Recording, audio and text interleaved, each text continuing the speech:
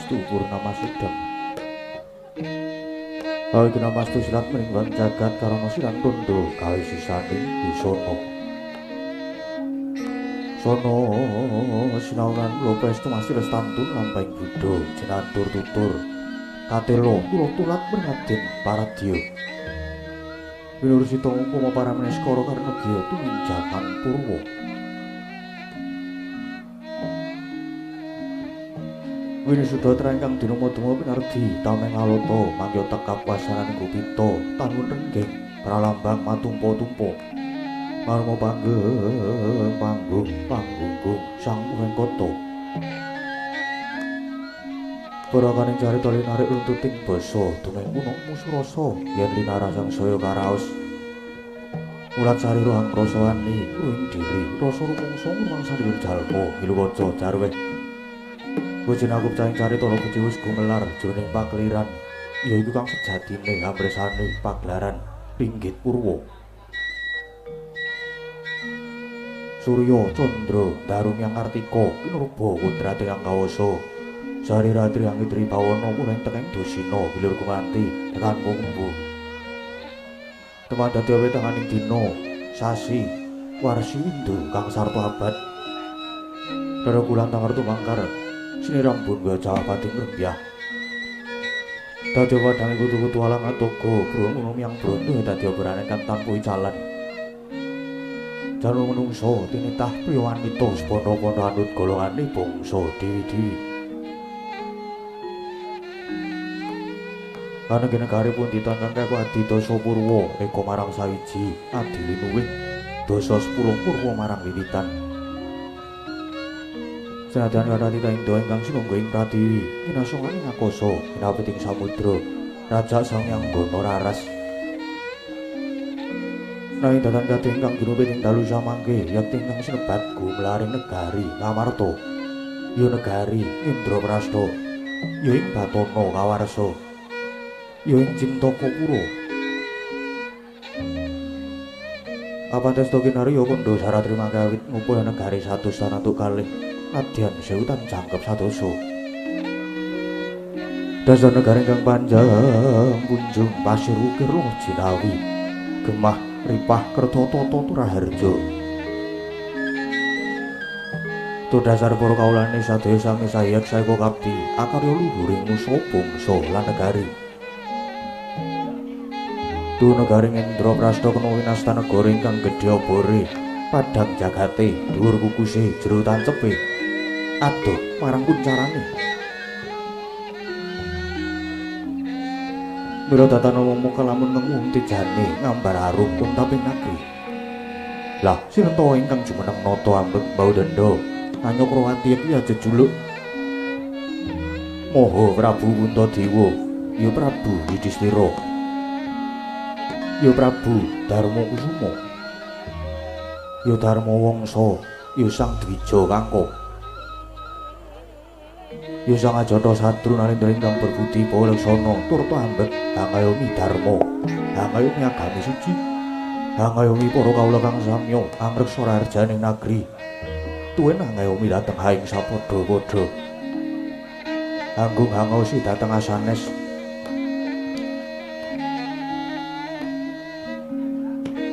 jumeneng Sang Nata nyata saking setya bektinipun para kadang pandha ingkang ngemban ing ring praja.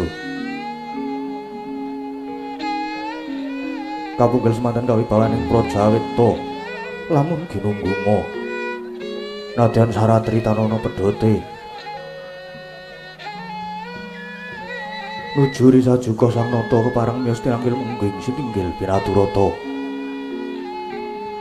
kadhep dening para kadang ngaglah yayawrain inggih wuhtu menika pisanipun Satri Jodipati kekasih Raden Werkudara ya Raden Bratasena. Dene ingkang lenggah mabuka amarga lumungkulir konjem Bantala.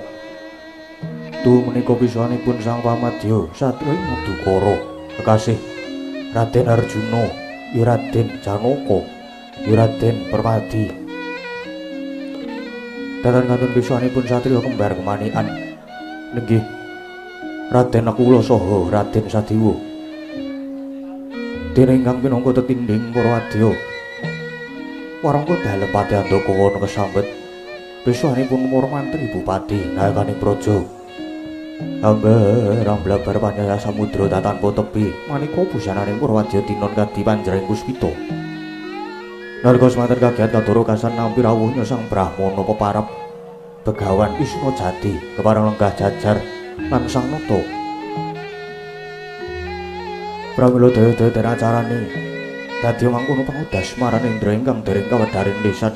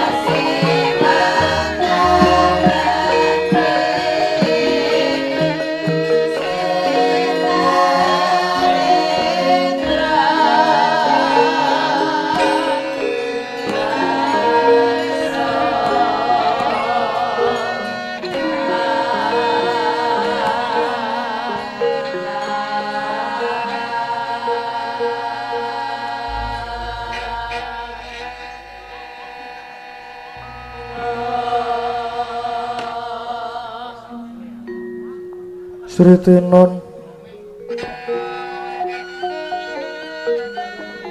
ning wasewakan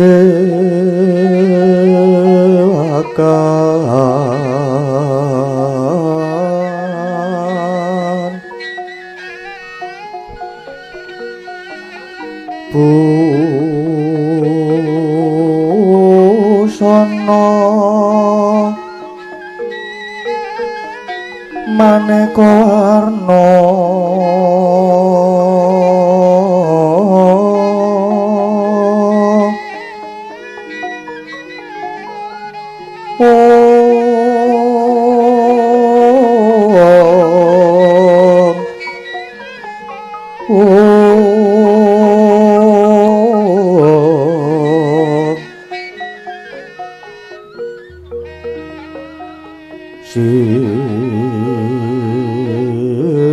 Pak puspitemu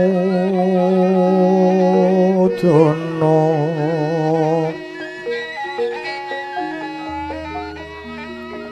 ngang banjar sarwa rukma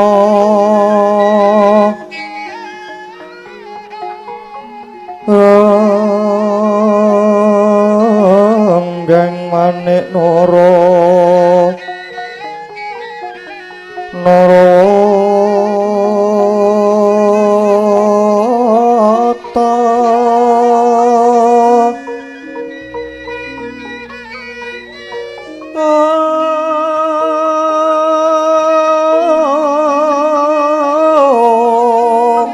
ana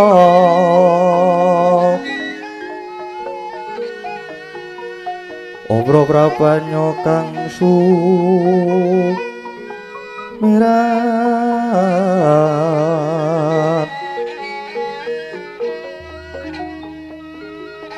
kanyaring deca aywaran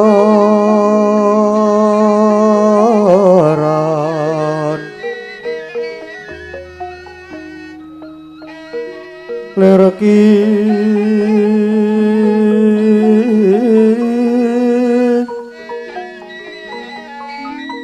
laci siring dadit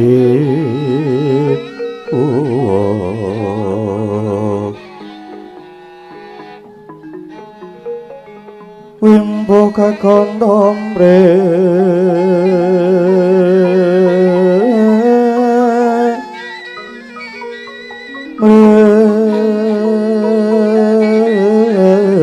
ingin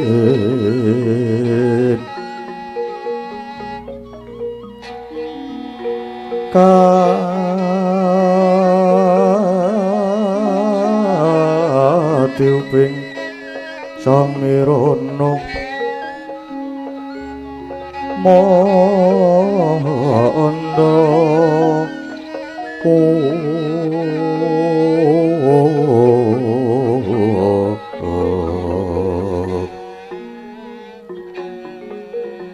paran mangambar kunas ngepeki jroning pasewakan tandya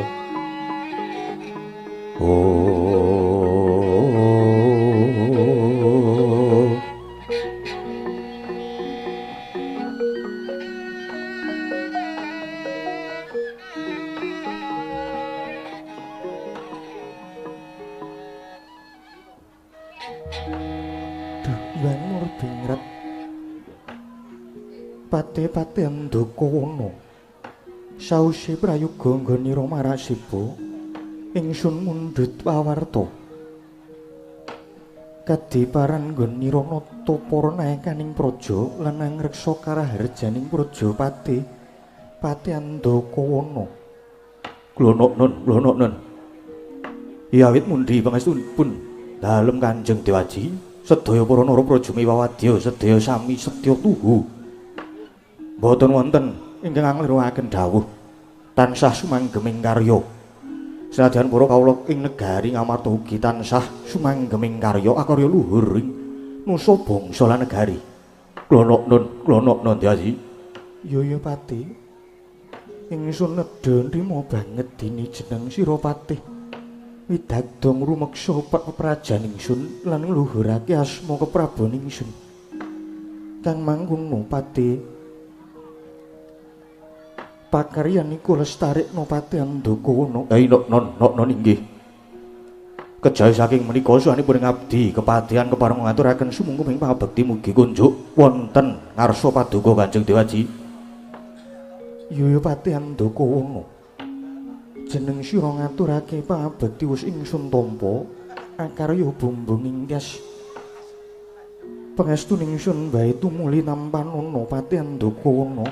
Non. Kapundi mestaka mugi dadosna jimat paripih. Duh jimat pepundhen kula wengadi premban bapa Begawan Wisuna Jati dereng dangu rawuh paduka sasampunipun lenggah kanthi prayogi kepareng putra paduka ngaturaken pambagya panakrami tuwin sumungkeming pabekti kula mugi kunjuk wonten sandhap pepadanipun bapa premban.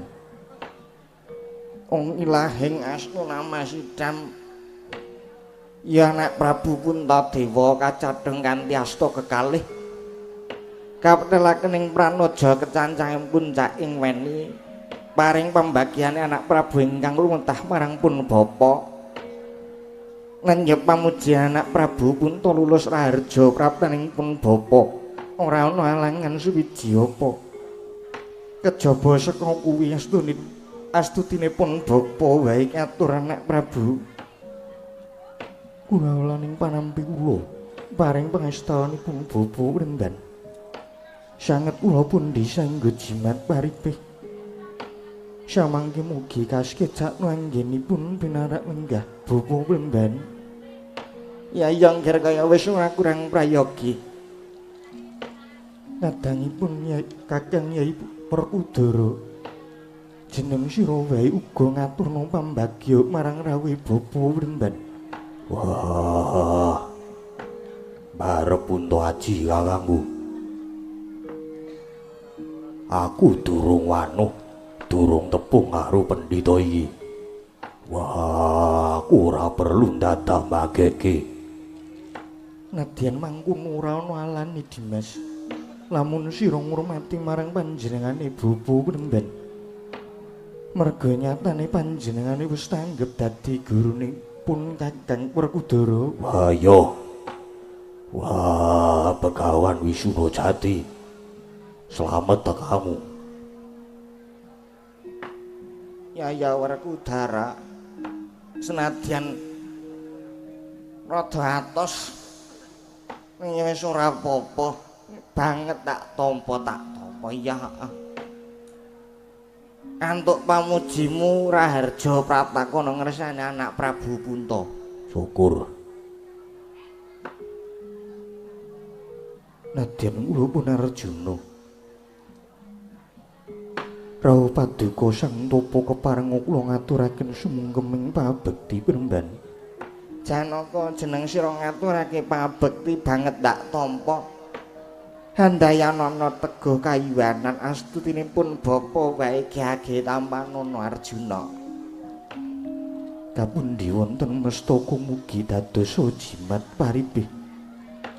Nadyan kula pun kembar ugi ngaturaken pabekti Premban, Kembar wis ndak tampa ndadekke gumbiraning manah. Duh, bapa Premban. Persasat kadidini kajugrukan Mukirsari kablabaking samudra madu. Nggawit rawuhipun paduka bapa Premban. Lan ugi sanget ngaturaken gunging panuwun dene paduka bapa Premban lenggah wonten mriki. Sampun kersa pinangka dados guruning para Pandhawa. Ugi ngembani negari Ngamarta Premban. Wong ilahing Laksmana anak Prabu Puntadewa aja nganti ana rasa wigih-wigih lan jiguh perkewuh. Pun bapa mapan ana negara Ngamarta pinangka dadi guruning Pandhawa iki. Lair batin nggonku sumedya nglabuhi marang anak-anakku para Pandhawa.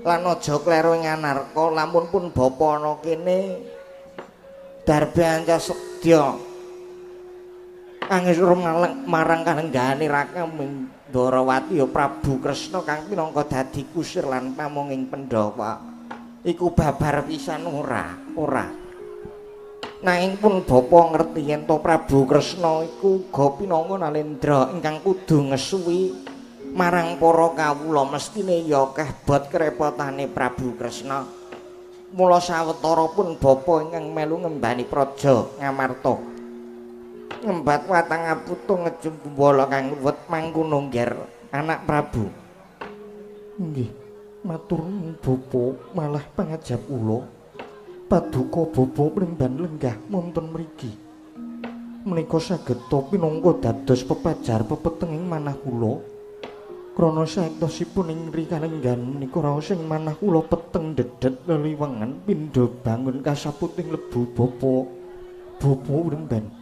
Yayang Ngger ndak wis padake anak Prabu Puntadewa sajak lagi nandang Dukita ana apa Ngger ana apa mbok menawa bisa kawedhareng akeh tumuli babarna mbok menawa pun bapa bisa udari rewut ngobori pepeteng babarna pun bapa wis sumedya nilingake karna manglungaken jangga Ngger anak Prabu Puntadewa Anjreng Kang Puspita rum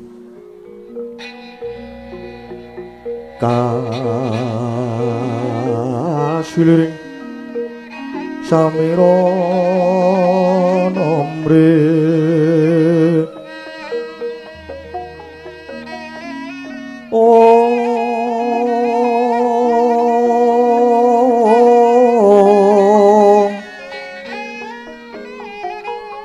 sekar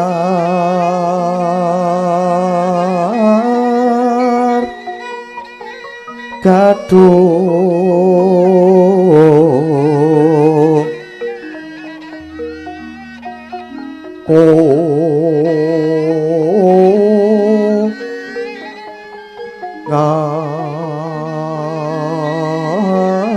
ngas gandanyo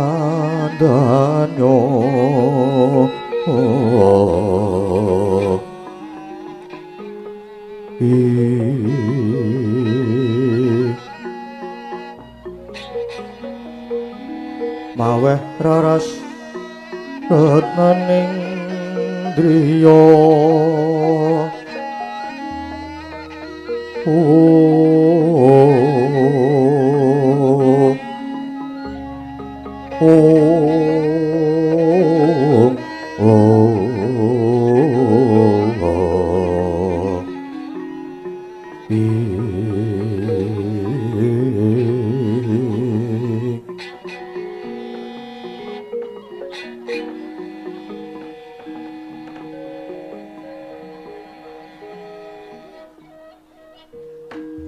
Bapa Prindan ingkang dadosaken petenging manah kula persasat suduk gending tantu kalih sepisan kawontenanipun negari Ngamarta kalenggan menika persasat remeng-remu sorotipun kados layu Prindan negari Ngamarta menika ingkang sampun kaloka bumi ingkang subur bumi ingkang lojinawi siti ingkang subur menika temah handayani para kawula sami manggih mulya nanging tebih saking kasangsaya nanging ing riyi kalenggan menika pinanggihipun malah dawah kosok wangsulipun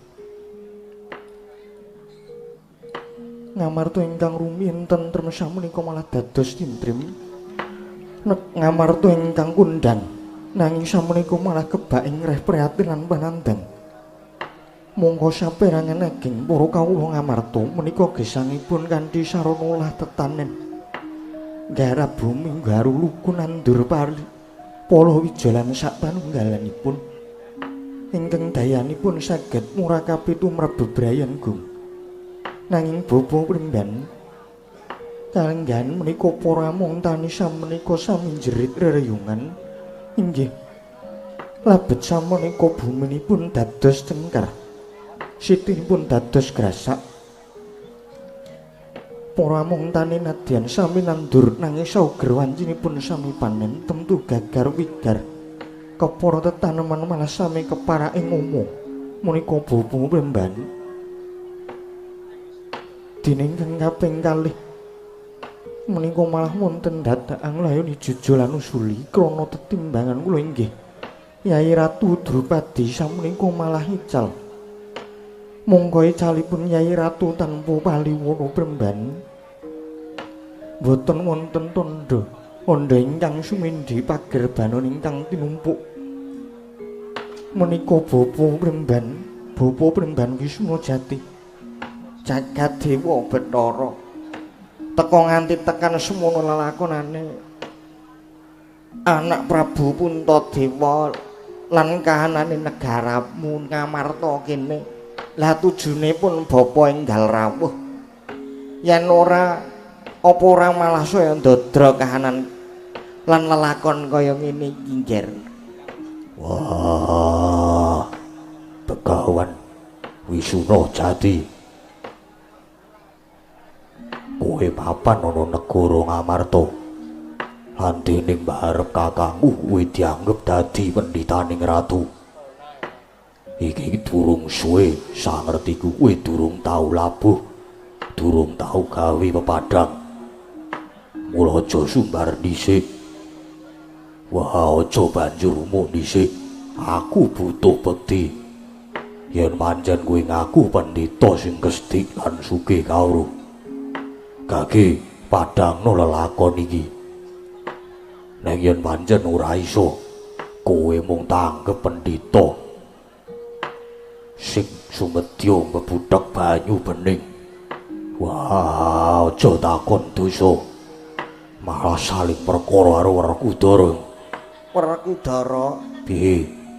Ya aku nglenggono lamun aku diangkat dadi pendhitaning ratu iki durung suwe. Mula wis sak lumrahe yen to Werkudara cubriya marang aku, nanging kabeh bakal tak buktekke opang dadi kagikan lan kawaskitanku. Werkudara.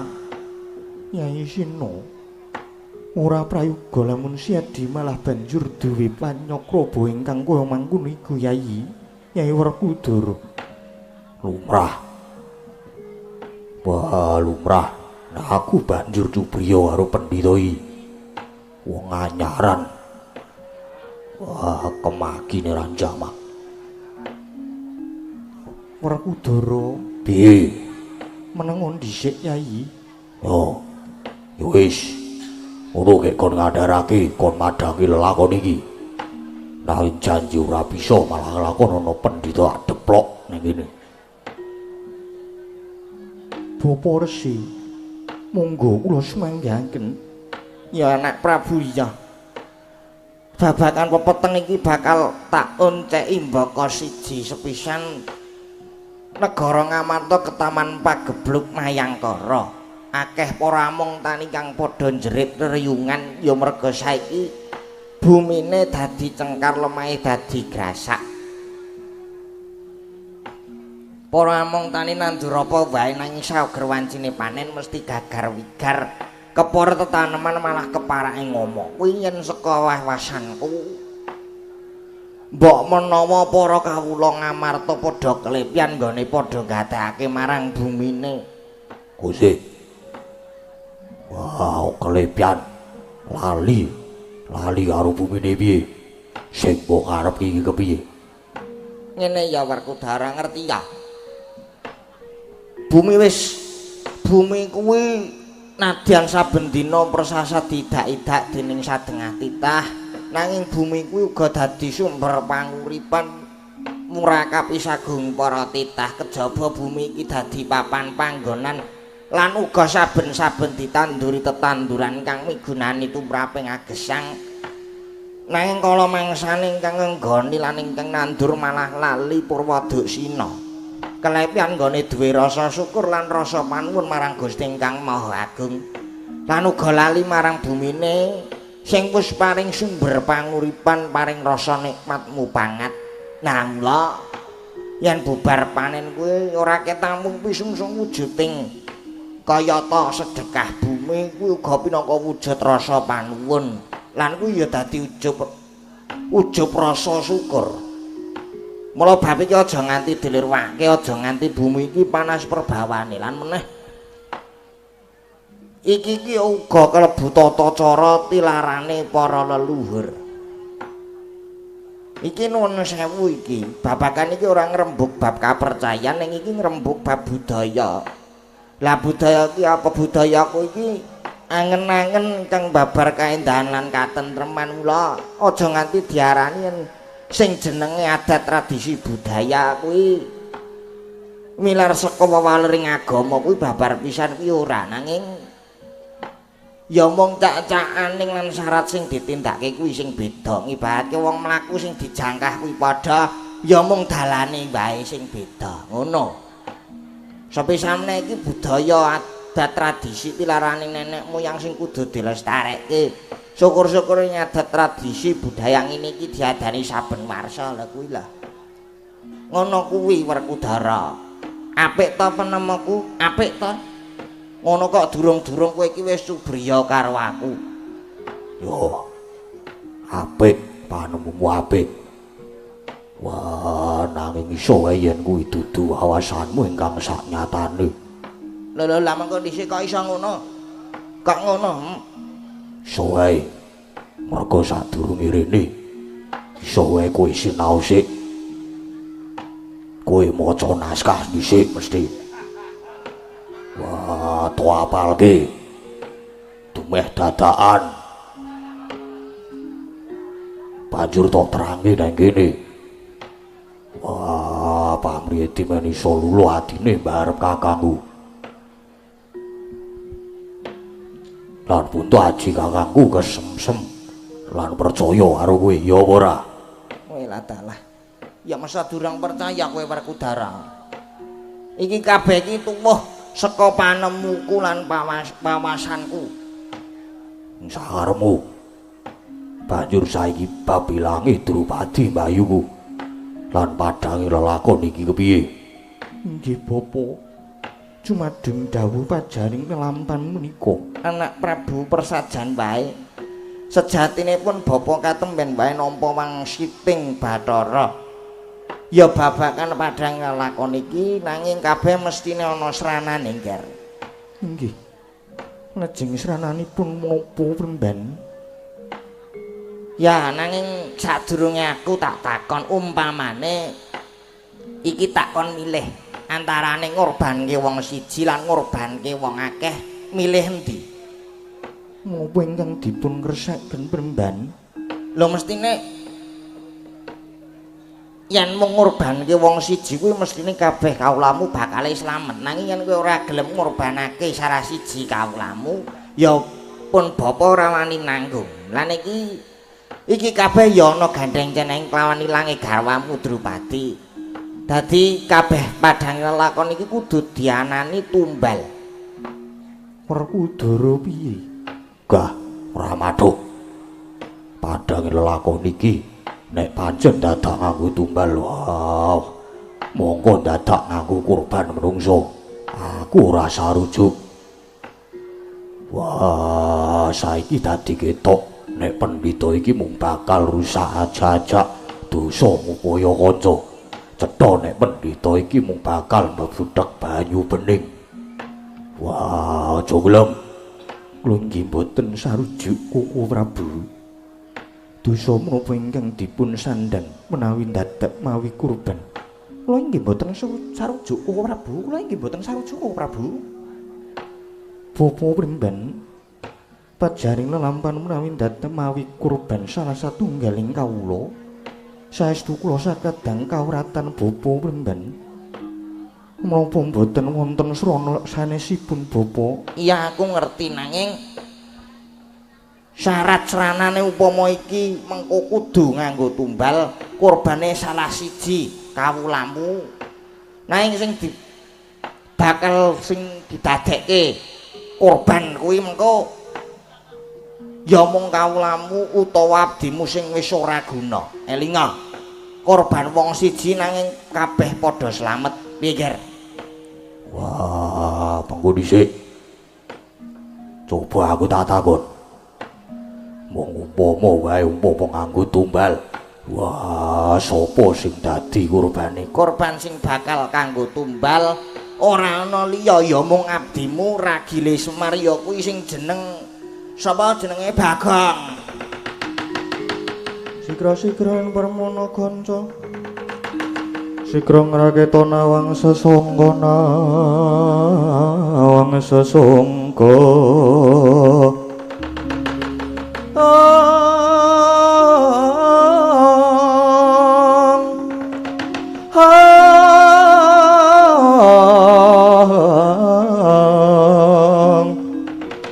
Nalendra mbek marwa sing sangka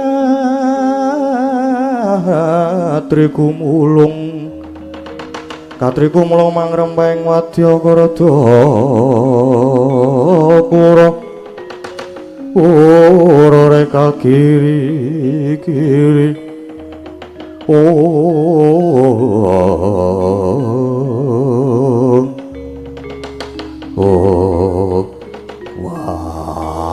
lido jare ngadap lho. Pendhita iki mung bakal mbebuthek banyu bening. Wah, monggo pendhita kuwi nenti papan mung tansah nuntun jiwaning manungsa supaya tuminta utama. Lan ngendi ana, wah, pendhita kok ngajab supaya mapateni sepadaning titah. Apa maneh Pandhawa tokon mateni karo Punakawan Bagong.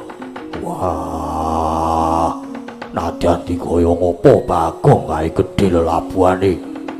Kae gedhe lelabuhane tumraping Pandhawa negara Ngamarta. Leres pangandikanipun Kang Mas Werkudara. Menawi Bagong kedah dipun pejahi kangge tumbal wadal, aluwung kula kemawon ingkang dipun pejahi. Bagong menika momong kula lan momong Pandhawa bebasanipun wiwit kuncung ngantos gelung. Wah, cetha. Wah, cetha. Cetha iki mung pendhita ngayawara. Wah, durung kebacut lek nesu. Migata, kowe migata saka negara Ngamarta.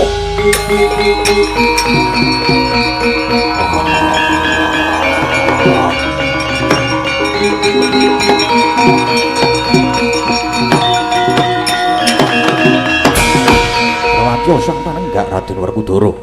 Parandene sang Begawan Wisnu Jati tatan mubah datan musik. Malah sarwi namung mesem guyu. Nang jroning batos sangempaken mantra-mantram sekti miwah matekaji pangabaran. Satemaku ana daya linuwih kang mijil saka anggane tungandha ing mrepung para Pandhawa. Kaya kena Prabu saengga dadi winalik paningali para Pandhawa.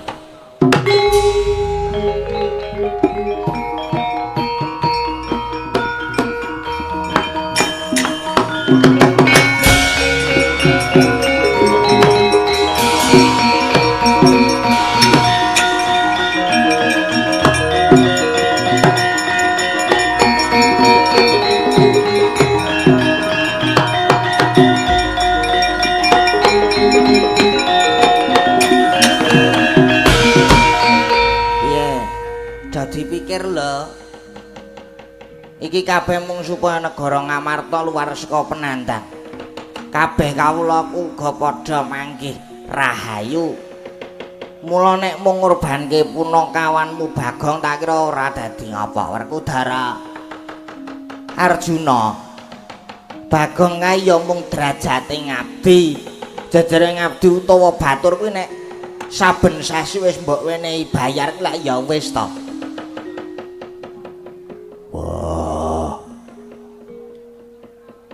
Bareng tak pikir-pikir kaya ana benere. Wah, Bagong iki mung drajating Punakawan. Tak kira ora apa-apa. Ora apa-apa yen Bagong didadekke tumbal wadal. Wah, jlaprong piye? Sareng kula nam-nam kowe nggih leres yen to Bagong pantes dipun dadosaken kurban kangge tumbal. Wah, ora usah kesuwen. Ayo budal goleki Bagong, Bagong dipateni jlaprong.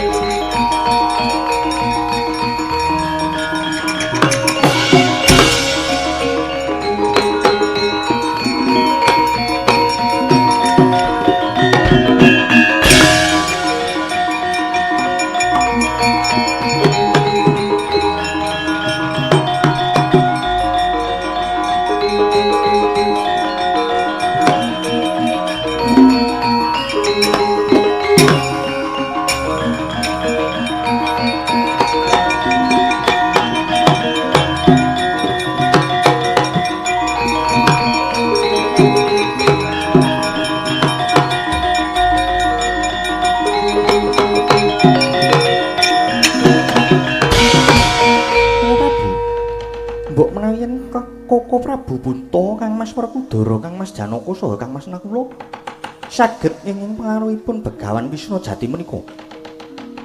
Nanging yen Sedewa mangke riyen jalaran kula ngertos menawi pendhita niki wau ngginakaken cara ingkang nista. Damel karti sampe sedaya ingkang lenggah wonten mriki sami malik paningalipun. Kabukti Kang Mas Werkudara saha Kang Mas Janaka lajeng muncat badhe mejahi Bagong. Nanging kula aturi pitados kala menika boten badhe tumama ing becik. Begawan Wisnu Jati. Yen liyane Sedewa mbok apus krama iso wae ning yen Sedewa mengko dhisik apa dikira Sedewa ora ngerti. Kowe kuwi sejatine mung laku dom sumuruping banyu. Lan mbok menawa kowe kuwi malah pancen ana sambung rapete kelawan ilanging Kakang Mbok Wara Drupadi. Ning ya wis ben. Ning wis ben dhisik. Bakal tak jarke dhisik kowe. Ya mung titen-titenan wae sapa sing duwe sedya ayu mesti nemu rahayu nanging sing bibite Allah wahyune mesti bakal sirna Begawan Wisnu Jati.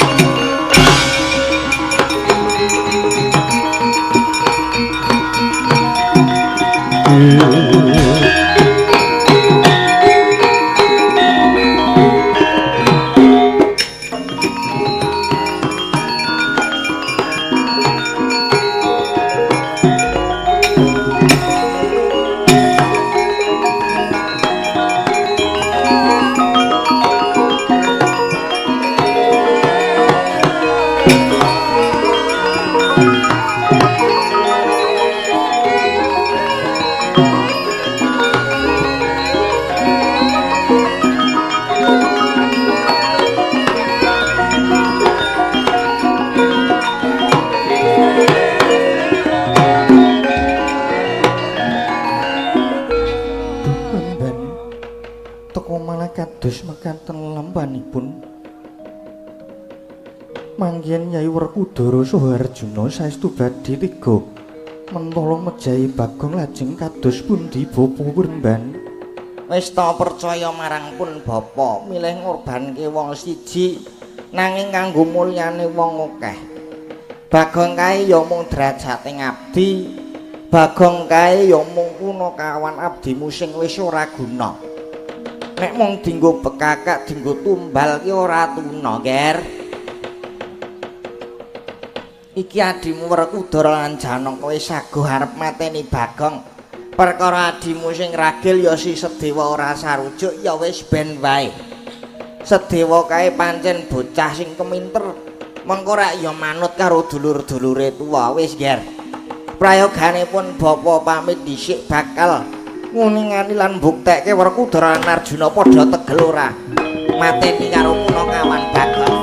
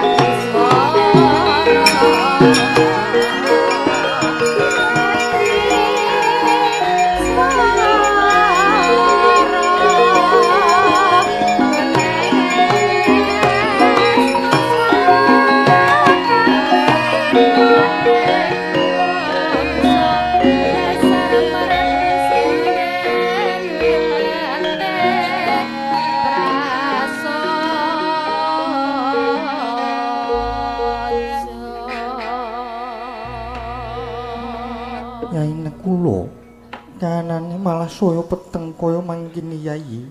Nggih. Nanging nuwun sewu, Prabu. Mbok bilih leres aturipun Dimas Sadewa kala wau. Yen perkawis menika pancen kedah prayitna lan waspada lan kedah dipun taliti saestu. Yo Yai kula. Malah prayoganipun Kakang Nedya kundur kedaton tumuli manjing sanggar pamujan. Minto sing jawata muga pinaringan pepajar bab lelakon iki. Sira Yai wae metu njaba sebanguningane marang lekasi kadang-kadangmu Yai kula. Kasihan kula Prabu. Ingkang paten ingkang rai lajeng nyuwun pamit nyuwun tambahing pangestu kula Prabu. Yu Dimas kula. Surtiti ngati-ati aja ninggal duga lan mrayoga. Pati Andakowana. Kaya wis ora ana dawuh maning Sunedya kundur kedaton bodholna pasewaken Pati Andakowana. Inggih sahaken dawuh ingkang ngaten Kang abdi kepatihan nyuwun pamit nyuwun tambahing pangestu Kanjeng Dewaji. Ya Pati Andakowana. Ayo kongsi pegating kaprayitnan Pati. Purna gadining pananggilan. Sang Nata Arsa kundur kedaton jelok saking dampar pinampi gambaran gading kadhereaken. Urung pancet manggung ketanggung Joko paloro-loro ingkang isa ngambil pacaran keprabon. Kawis tenggal saking Mandra tindaknya Sri Naranata kaya tansah sesanti kamulyane.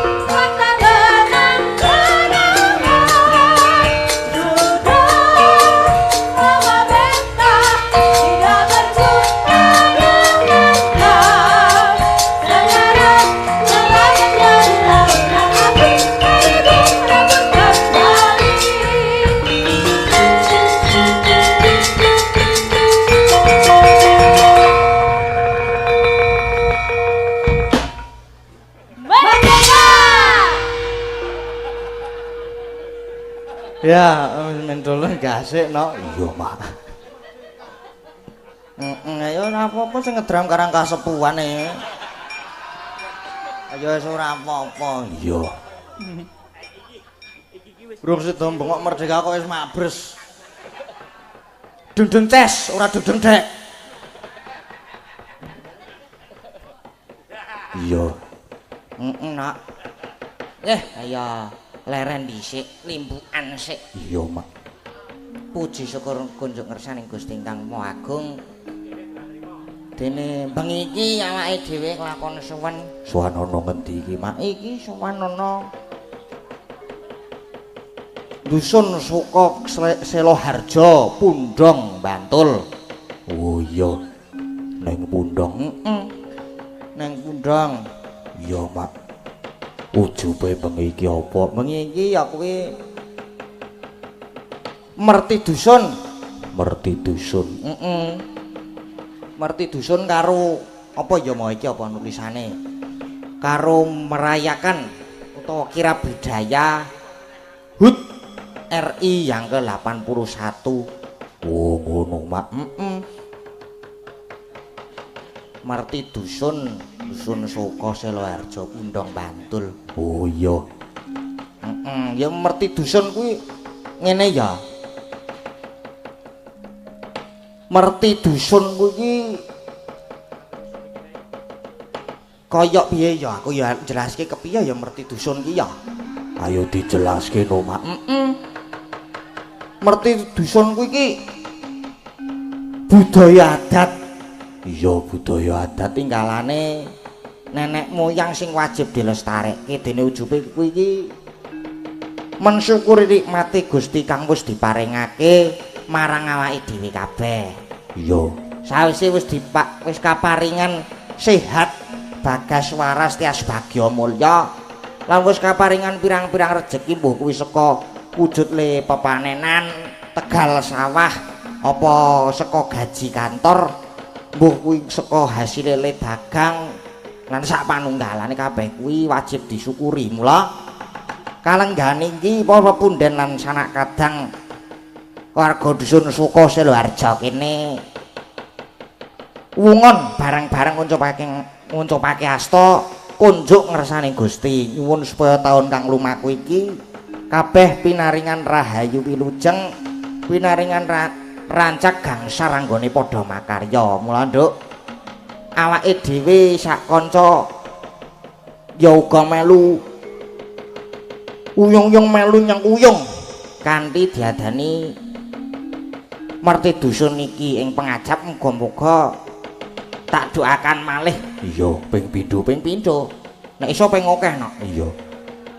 Muga-muga warga ing dusun Suka mriki tansah pinaringan bagas waras, pinaringan rahayu wilujeng niring sambekala durga mendhak kala sirna tuwa ing boga niring sesakit. Para warga ugi saya wimbuh supeket rumaket sumuyut saeka kapti guyub rukun bandol rompol bantu binantu daya dinayan samat sinamadan. Iya, Mak. Kanthi semangat kebersamaan kegotong royongan. Iya. Menika saged ambabar kanugrahan katentreman kabagyan lan kaendahan tumrap kita sedaya utaminipun warga ing dusun Suka. Iya, Mak. Amin. Awake dhewe ya ora lali ngaturake panuwun matur sembah nuwun dene sampun pitados kalih Cangik lan kanca-kanca warga laras. Sampun pitados Cangik saking Sedayu. Iya.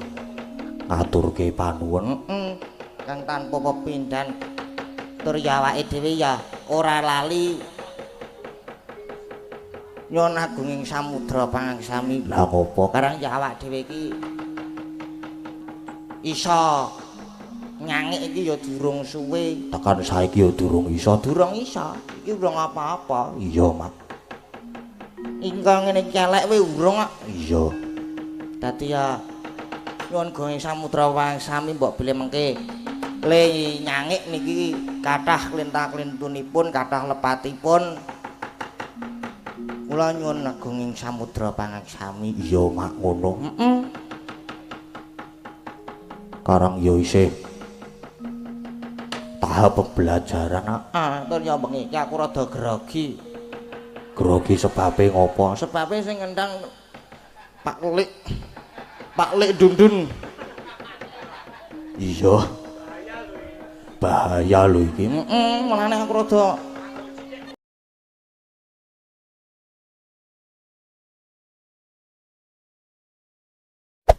Hey there.